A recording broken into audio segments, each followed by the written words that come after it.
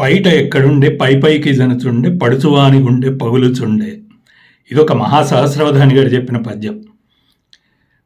మీ పైట మీ సరైన స్థానంలో లేకపోతే ఒక మగాడు ఉద్రేకపడిపోయి మీ మీద అత్యాచారం చేసేస్తాడు అని.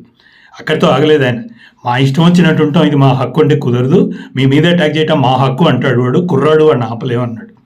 కుర్రాడేంటి, ముసలాడు నేనే ఆగలేకపోతున్నాను అన్నాడు ఆయన.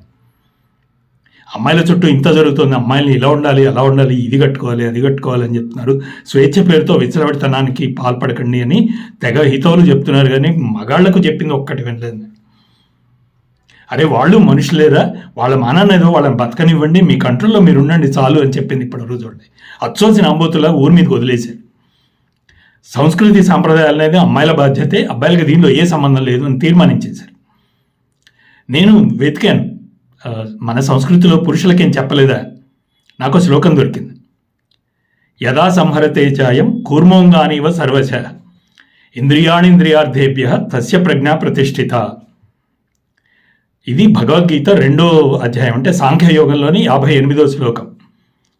తాబేలు ఎలా అయితే తన మీద జరిగే అటాక్స్ నుంచి రక్షించుకోవటానికి తన అంగాల్ని లోపలికి లాగేసుకుంటుందో, అలాగే పురుషుడు ఇంద్రియాలని తన కంట్రోల్లో పెట్టుకోవాలి అని. పచ్చిగా చెప్పాలి అంటే, నీ ముందుకు ఒక అమ్మాయి ముందు పావుకట్టు బ్లౌజు వెనక అరకట్టు బ్లౌజు వేసుకొని వచ్చి నించుంటే మోహావేశోద్రేకంలో వేడెక్కి గట్టిబడి విన్యాసానికి తెగబడబోతున్న నీ సామాన్లను తాబేలు ఎలా అయితే లోపలికి లాగేసుకుంటుందో నువ్వు కూడా అలాగే లాగేసుకుని ఇంద్రియ నిగ్రహాన్ని ప్రదర్శించాలి అని. పురాణాల్లో పురుషులకు కూడా నీతి సూత్రాలు ఉన్నాయి. తెలుసుకొని ఆచరించకపోతే తప్పెవరిది?